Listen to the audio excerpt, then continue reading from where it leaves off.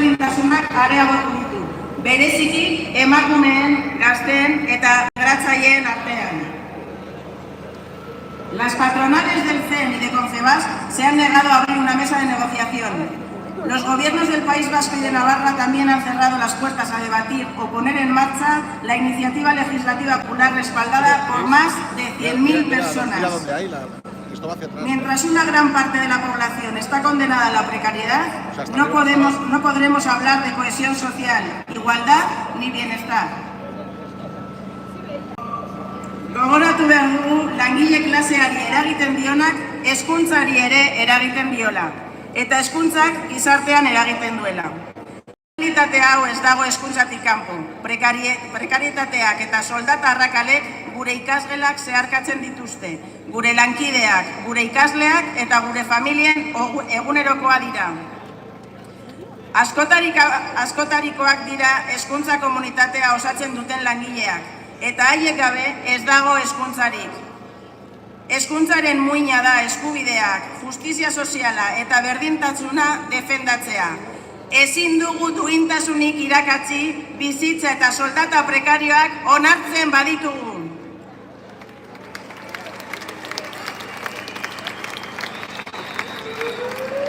Horrenbeste prekarizatu gaituen lan merkatu baten aurrean, zerbitzu publikoen premia eta hauek defendatzeko beharra agerian geratzen da. Muturreko soldatak tarteko, jendarteari kalitatezko hezkuntza eskaintzeko bermea, hezkuntza publikoa indartzea da.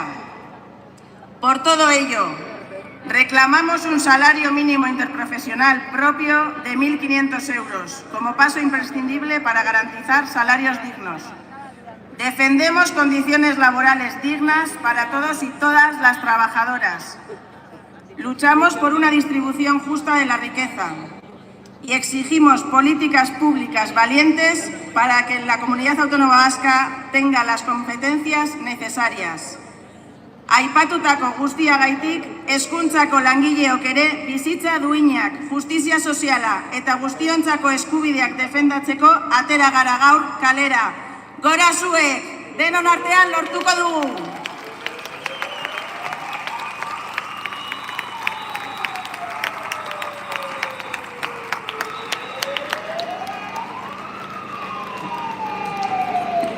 Egunon launok, egunon.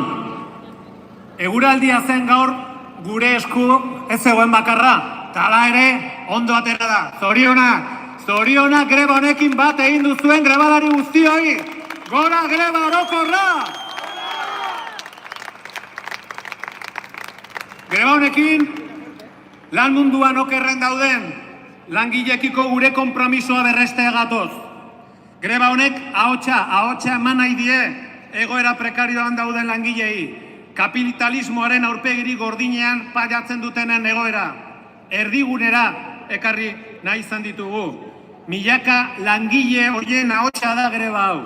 Milaka gazteri eta migratzaileei ahotsa emateko, ozen oihukatzeko egungo gutxieneko soldatarekin ezin dela bizi.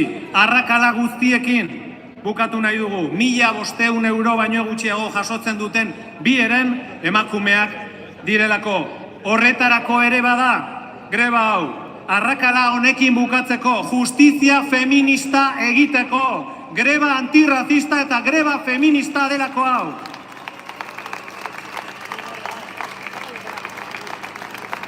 Ez da launok, ez da ahalegin handirik egin behar. Azaltzeko zergatik behar dugun gutxieneko soldata propio bat. Hala ere, badakizue, badagoela herri hontan aldarri horri atea ixten saiatu denik.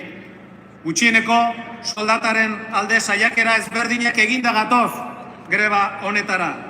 Herri ekimen legegile bat zapuztu eta oztopatu digute Eusko Legebiltzarrean eta Nafarroko Parlamentuan. EAJak, PSek eta PSNek PP eta Voxen botoekin bat egin dute.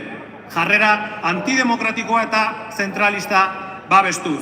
Auzolotxa ematen duen argazki horietako bat. Además de las puertas que nos han cerrado los parlamentos de Gasteiz e Iruña, Confebask ha rechazado abrir una negociación con los sindicatos hasta en 4 ocasiones. Nos dicen que no quieren negociar el salario mínimo porque esto tendría un efecto arrastre en el conjunto de los salarios. Efectivamente, ese es otro de nuestros objetivos, subir el conjunto de los salarios. ¿Por qué? Porque estamos sufriendo un saqueo organizado. Mientras en los últimos 15 años los beneficios de las empresas han duplicado, los salarios apenas han crecido. Y esos mismos partidos, esa misma patronal que nos pone todo tipo de obstáculos, son los mismos que nos dicen que la huelga no vale para nada. Saben perfectamente que es mentira, porque es la huelga la que ha situado en el centro del debate social la necesidad del salario mínimo. Es la huelga la que sirve para poner en evidencia la hipocresía de partidos y patronales. Y es la huelga la que va a ayudar a abrir las puertas que nos quieren cerrar, porque la huelga es para eso, para mantener viva la reivindicación del salario mínimo propio. Gora greba orokorra!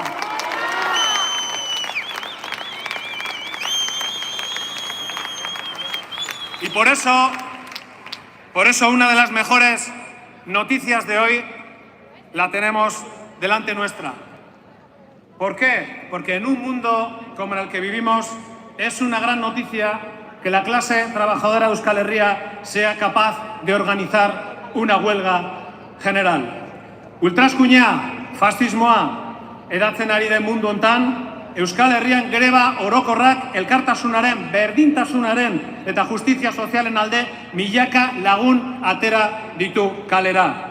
Fasismoari bidea ixten ari gara, langile klase antolatzen denean ultraeskuinak ez duelako tokirik. Eta noiz eta hilabete honetan, Gasteizko martxoaren 3ko sarraskiaren 50 urte betetzen direnean, jakin dezatela arrotasunez gatozela gaur gure aurretik borrokatu zuten langile horien borroka aitortzera eta jarraipena ematera. Gora martxoaren 3ko borroka! Gora langileon borroka!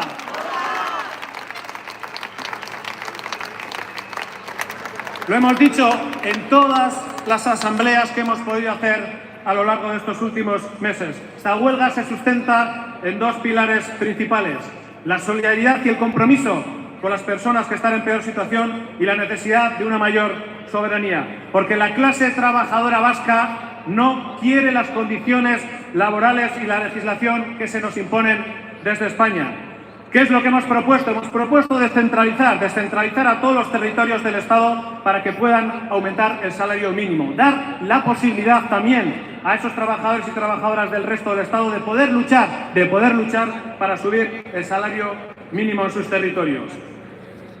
Es insolidario, dicen sindicatos como UGT y comisiones. Lo que es insolidario es imponer la precariedad de las condiciones laborales de España.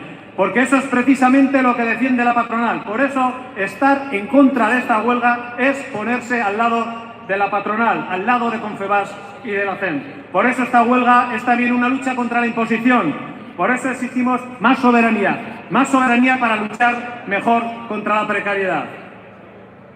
Bukatzeko, hainbat arrazoi dugu esateko gutxieneko soldata propioaren borroka irabaz dezakegula.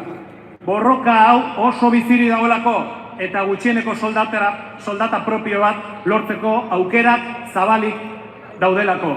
Batetik, hemen gauden sindikatuok, Gehi Katalunia eta Galiziakoak, Madrilen gehiengo bat osa dezaketen alderdiekin bilera dinamika martxan jarri dugu. Eztabaida hau Madrilgo kongresura iristear dago. Atzo bertan, 3 alderdiek, ERZ, EH Bilduk eta BNGak, gutxieneko soldata propioaren ekimen parlamentarioa martxan jartzeko konpromiso hartu zuten.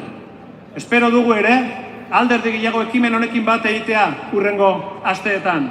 Eta bestalde gaurko greba honekin ere bai, mugarri bat jartzen ari garelako. Madrilen dauden euskal alderdientzako ere bai, jakin dezatela nekez ulertuko litzatekelako Espainiako gobernorekin egin daitezken akordioetan gutxieneko soldataren aldarria ez jasotzea. Y creemos también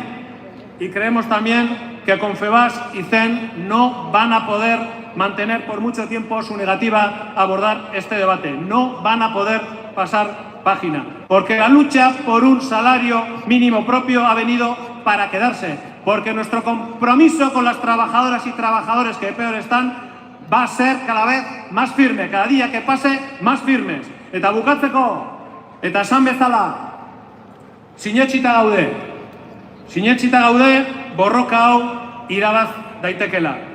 Bide horretan gaude, eta gaur pauso garrantzitsu bat eman dugu. Gaur atzo baino indartsuago gaude. Gaur atzo baino gertuago gaude gutxieneko soldata propio bat lortzetik. Horregatik, sinetsita gaude ere, lehenago baino beranduago kale eta plaza hauek berriz beteko ditugula. Orduan bai, honen garaipena ospatzeko. Gora munduko langileria!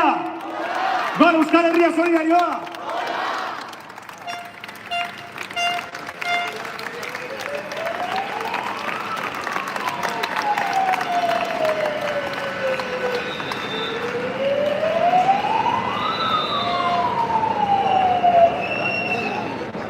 Egun ederra gaurkoa.